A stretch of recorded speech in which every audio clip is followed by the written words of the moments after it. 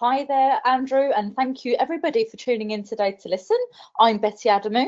Hi there, and I'm Paul McGhie. Now, most researchers that we meet don't consider themselves as creative. And because of that, they seem to think that they shouldn't really be involved in visualization. But Paul and I are here to tell you that actually you are the best person to visualize the insight, and you are more creative than you think. And you're the best person to visualize the insight because, as the researcher, you'll likely know the intricacies of the study and what the insights are, what's important to share. As such, it's important that the researcher is involved in the insight visualization process.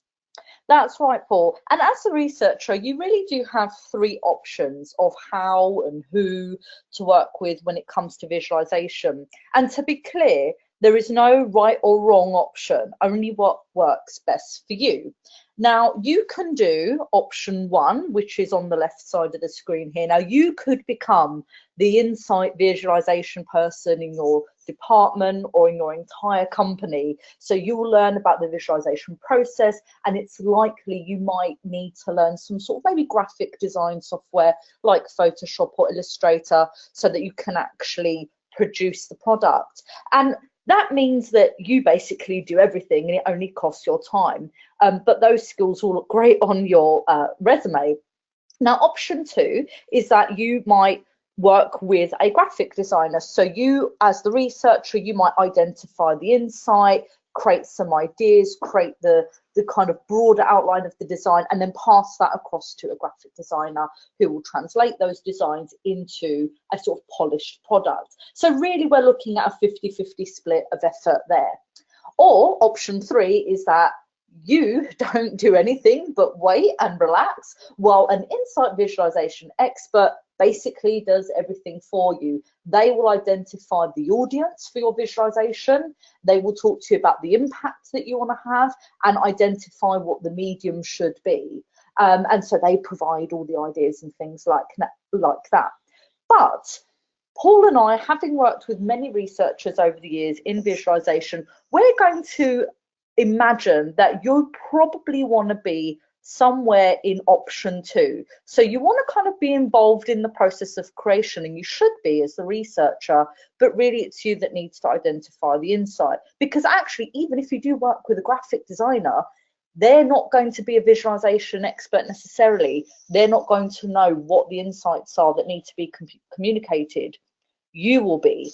So from here, we're going to show you 3 steps to help you maybe build some confidence when it comes to visualization, especially if you're delving into this area for the first time. And then we'll finish up this presentation with 4 pieces of tried and tested advice. So firstly, there's a lot of terminology being used to describe visualization. This can be confusing, and like dipping into any other industry, there often feels like there's a whole set of buzz terms to crack. So step 1 is about doing away with confusing or irrelevant terminology. Let's throw that out the window and focus on using just one relevant term, which Betty's going to go through now. Thank you very much, Paul.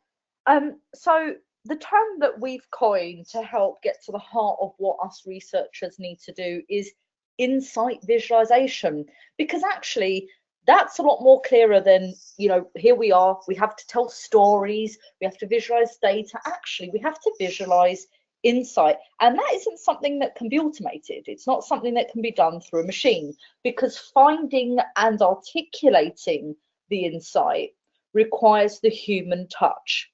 And that step of finding the insight is actually one of 3 steps in the visualization process. So stage 1, as we all know, is to acquire our information, acquire our raw data. And it's at that point we would then go to stage 2, which is finding the insight in that data. And finally, stage 3, which is visualizing that insight. Indeed, it would be impossible to go from stage 1 right through to stage 3 without stage 2 in the middle. So whether you decide to visualize your insight on your own or with a graphic designer or pass it fully to a third-party company, you will need to have that process of stage 2. Now, we're not here to talk about how to find the insight. We're talking about how to visualize the insight. But if you are interested in how to find the insight in your data, we thoroughly recommend the webinar series, Finding and Communicating the Story in the Data series from Ray Poynter, which is available here on NewMR. Now, our third step in helping you build confidence when it comes to visualization is to realize how fluid visualization can be. This is especially important if you're new to visualization. Often you can feel restricted to copy mediums you've already seen, but we advise that you feel liberated by the variety of mediums available. To show you just how varied visualization mediums can be, we're about to do a super quick zoom through several examples. Visualization can be done creatively by using a whole host of ideas such as photography, hand-drawn postcards, videos, digital games, bookmarks, posters, recipes, social media shareables, interactive web pages, art, scalable Prezi-style presentations, paper fortune tellers, and even tattoos if you're really committed. Tapestries and engravings are also examples, as are cave paintings. In fact, those last two examples, you can see how human beings have been using visualization throughout history. Our earliest forms of communication were visual. They passed important, key information from one person to another. So arguably, our communication is becoming visual once more with the rise of visual social media and even emojis. Now we're seeing just a drop in the ocean of the variety of mediums available to you. It's over to Betty. Thanks, Paul. So hopefully now that you feel liberated by the variety available out there, we're going to share 4 pieces of tried and tested processes. So 1, adopt what we've called the data caricature mindset. 2, create a graphics library. 3, think functional design. And 4, apply what we've called the A.I.M approach. Data caricatures, as I mentioned earlier, they're a concept we coined about, I think would say, Paul, about a year or so ago. Now, the idea is to use this mindset to help you with insight visualization, again, especially if you're working in this area for the first time. Now, you might wonder, what do caricatures have to do with data? Well, caricatures of people typically emphasize their key features, don't they? Be it their teeth, their dimples, ears, eyes, and we've got some lovely caricatures of celebrities, popular celebrities on the screen here. Why is that? So it's so that anybody who looks at them can immediately recognize who they are. So imagine yourself as a caricaturist when it comes to working with data. Consciously pick out the key features of the data, and guess what? Those key features are the insight. And in a way, resumes, or CVs as they're known more here in the UK, are a type of data caricature. Each person comes with a ton of information about, you know, where we've worked, what our qualifications are, what our expertise is, what our hobbies are, but we wouldn't write down everything on a resume for a particular role. Now, we are likely to only focus on the key information which our audience, in this case the employer, would find relevant. So really try to have that data caricature mindset when you're working on insight visualization. Our second piece of advice is to start creating a graphics library yesterday. A really easy way to begin in the field of visualization is to collect or create icons, just like the simple ones on the screen. This is a simple way to remove what could be a lot of text and have the meaning symbolized by an image instead. But be careful, because certain images can mean different things in different cultures and may even have multiple layers of meanings. So let's just take these 2 icons on the screen as an example. The icon on the left could represent, for example, justice, equality, inequality, or a more literal meaning of using scales to maybe weigh ingredients. Now, the icon on the right, slightly different, could represent time, running out of time. It can give a sense of urgency or a sense that there is plenty of time, depending on how the icon is designed. Now, if you're unsure of how to translate a word or a phrase into a visual icon, our advice is to cheat.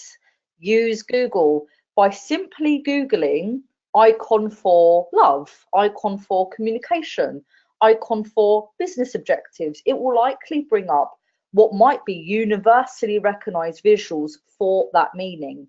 But again, be careful, as each audience will have its own intricate ways of deriving meaning from such visuals. So do your research first. Your visualization design must be driven by function. The layout, even the colors you use and the font styles you choose should all be informed by the insight you're trying to convey. If the design has purpose, it will strengthen the information you are communicating. So don't design for design's sake. After all, you may only have a limited space and time. There's no room for waste, and that's why every aspect of your design should be geared towards making the insight to have the maximum impact. A great example of what Paul was just talking about there is this little experiment we've come up with on the screen here. So here we've got the same word in two different fonts and sizes. On the left, we're using what is commonly known as a script font, and when we read it, even in our heads, the word might only be read as a whisper or a squeak, like noise or noise. But the word on the right sounds louder when we read it, even though it's the same word. This goes to show that even the font style you use, the size, and whether or not you use capital letters can really impact the tone of your visualization and how the insight is absorbed by your audience.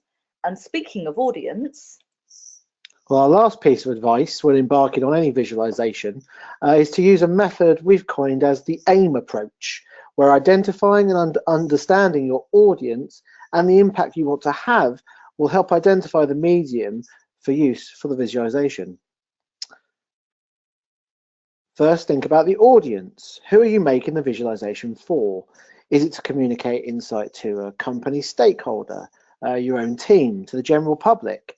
Identifying the audience will assist you in shaping the vocabulary and the design of your piece. These factors will change drastically depending on who your intended audience is and what information is going to be most important to them. I is for impact. Ask yourself, what does a successful visualization look like to you? What is the end goal? Is the visualization supposed to help decipher confusion? Is it to simply increase understanding on a topic? Or does success mean something that goes viral across multiple cultures and channels? Identifying the impact first will help inform the medium you choose. That's right, Paul. Ultimately, your visualization is about inspiring change, isn't it? It's about changing the perception of a topic or the perception of an audience. It's about challenging the status quo.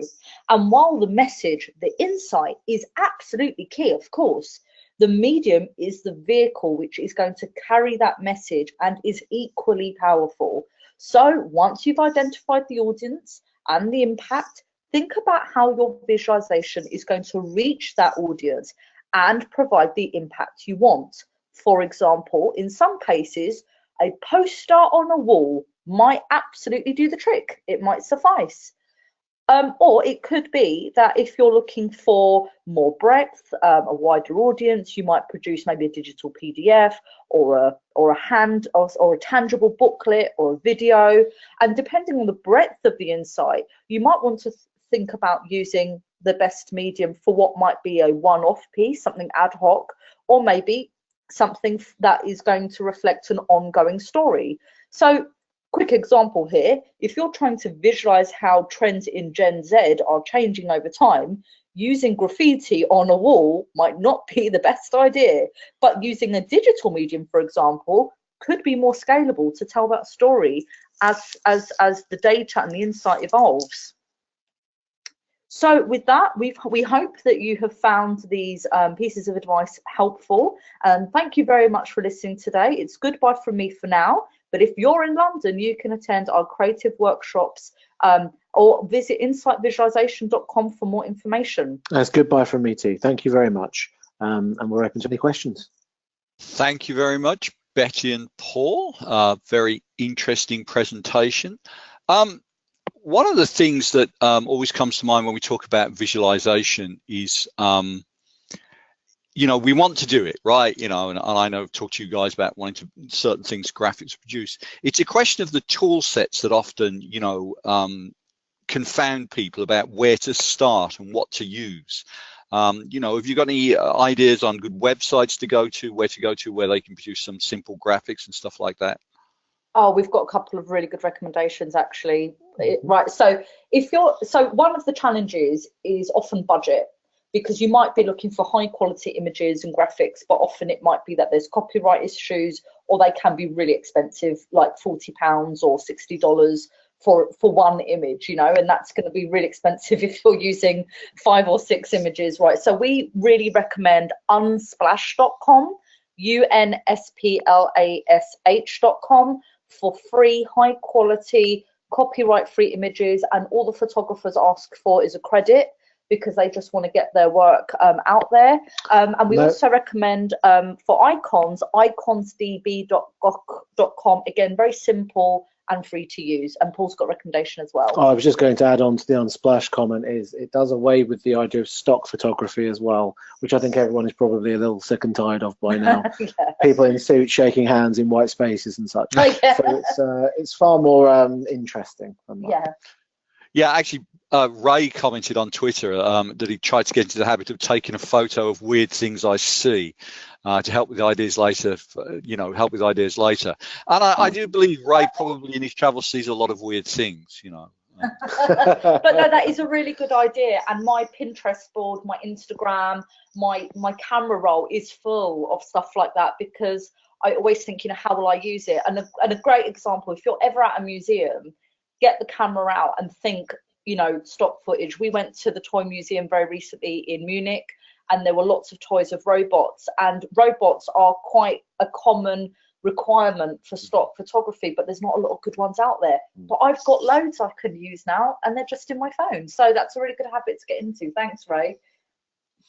Yeah, I think it is a boon now that the cameras are so good on the phones that you can actually build up your own portfolio of images. Any other hints you'd like to give somebody before we close? Well, there's a question from David Wisniewski that I can see has come through. Yes, I didn't see that one. There you go. No problem. Who is asking for recommendations in using visualizations more effectively in a corporate, maybe client-based reporting structure. Now, again, with that, PowerPoint is often used, and PowerPoint is often used because actually in terms of the processes, it can be restricted, and it might be that you're only allowed to use PowerPoint. And for that, we would recommend almost think about every slide as a mini infographic in itself, so that you're still using the medium that is more accessible to that audience, that they're happy to use, but you can try to almost, for want of a better term, infographize every slide.